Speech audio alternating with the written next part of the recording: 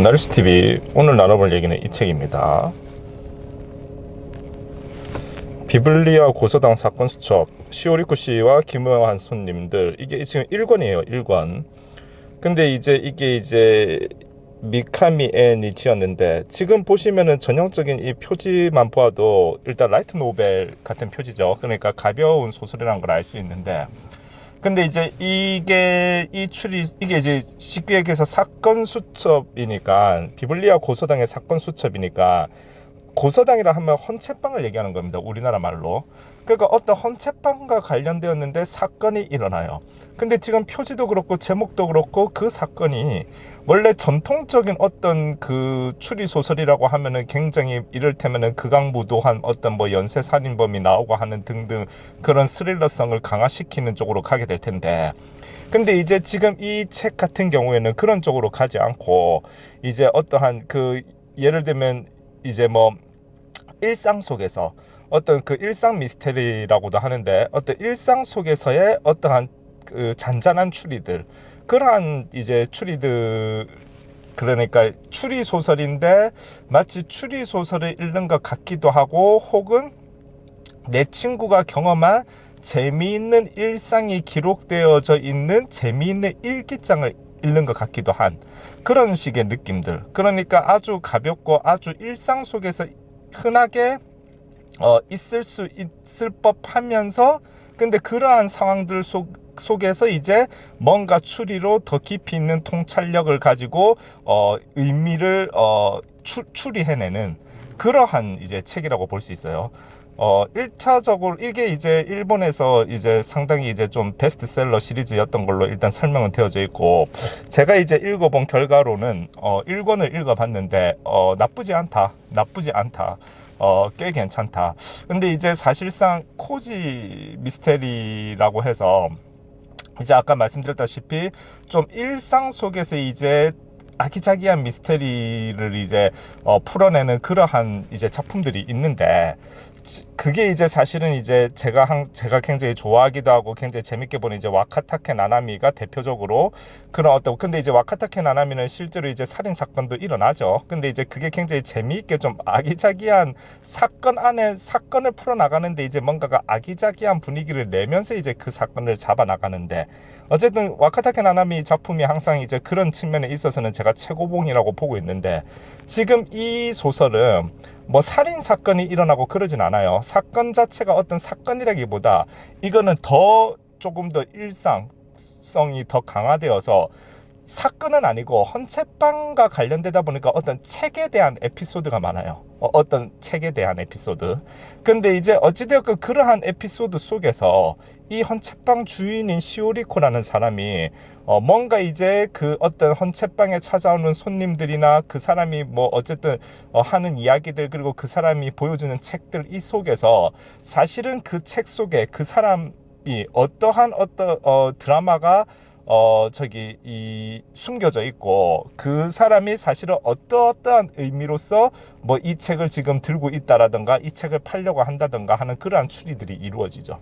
근데 그게 이제 그 내포하고 있는, 그러니까 우리가 얼핏 1차원적으로 보면은 뜬금없는 사건인 것 같은데, 근데 사실상 그 내포하고 있는 의미를 이렇게 찾아보면은 사실은 그 사람의 그런 어떤 이상한 행동처럼 보였던 것이, 혹은 뜬금없는 행동처럼 보였던 것이 아주 뭐 아내를 사랑하는, 혹은 뭐 누군가를 사랑하는 그러한 깊은 사랑에서 나왔던 어떠한 행동이었다라고 하는 부분들을 해내게 되고, 그럼으로써 뭔가 가슴이 좀 더 따뜻해지게 되는 그러한 느낌을 받을 수 있는 그런 식으로 이 책의 흐름이 진행됩니다.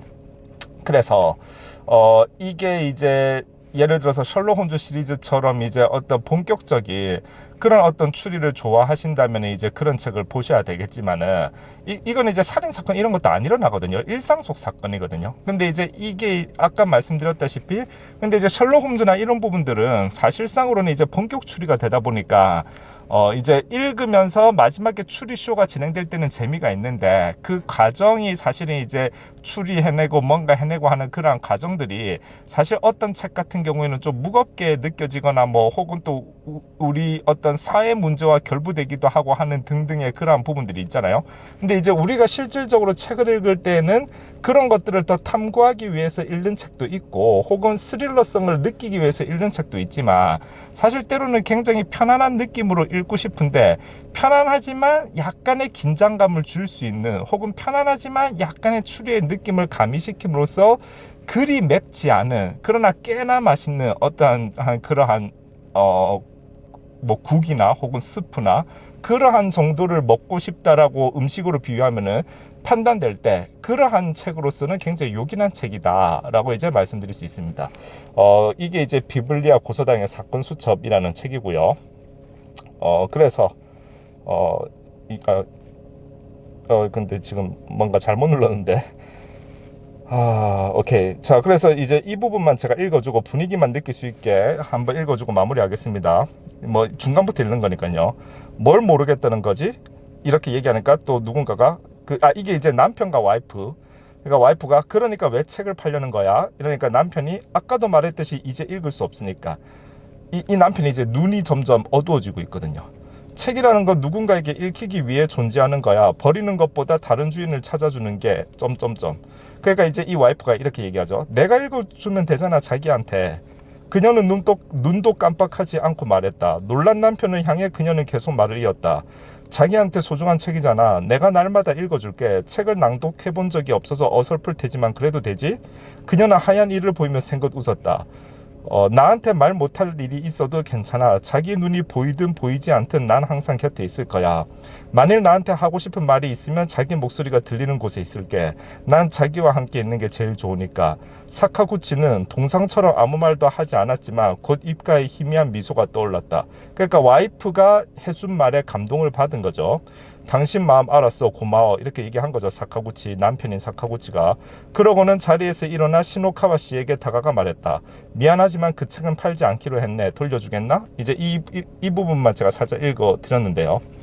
보시면 아시겠지만 이 사카구치 씨가 뜬금없이 자기가 제일 아끼는 책을 팔려고 했고, 근데 사카구치 씨의 어떠한 동작과 모습 속에서 이제 시노카와 씨, 책 주인인 시노카와 씨의 추리가 들어갔고, 그리고 마지막에는 그 와이프가 등장함으로써 뭔가가 이제 그 어떤 그 남자가 겪어야 했던 눈이 안 보이면서 뭔가 발생하게 되는 문제, 그러한 문제를 예상하고 이런 식으로 해결하려고 한 건데, 책을 팔려고 하는 행동은 혼자서 어떠한 문제를 해결하려고 하는 그러한 어떠한 부분, 자기가 겪게 되는 장애에 있어서 그러한 것들을 상징하는 것이라 볼 수 있겠죠. 혼자 해결하려고 노력하려고 하는 하나의 상징적 행동이라 볼 수 있겠죠. 근데 이 와이프가 내가 그 책을 읽어주겠다라고 말하는 것은 우리는 어떠한 느낌까지 받을 수 있다? 와이프가 너의 어려움을 내가 함께 하겠다라는 그러한 사랑을 보여주고 있다라는 느낌까지 받을 수 있는 것이고, 이렇게 어찌되었건 근데 이제 이 부분은 제가 결론 나오는 부분을 읽어드린 거고, 이 과정까지 추리가 심심치 않게 나옵니다. 그래서 이제 그러한 부분들, 그러한 느낌으로서 뭔가가 이제 편의점에서 맛있는 홈런볼 같은 과자를 사 먹는 느낌의 추리 소설. 너무 어떠한 그 하드보일드하다고나 할까, 그런 식의 추리 소설이 아니라 그런 어떤 추리 소설을 원한다면, 심지어는 살인 사건도 싫어, 일상 속에서의 추리를 원한다면 권해볼 만한 책입니다. 감사합니다.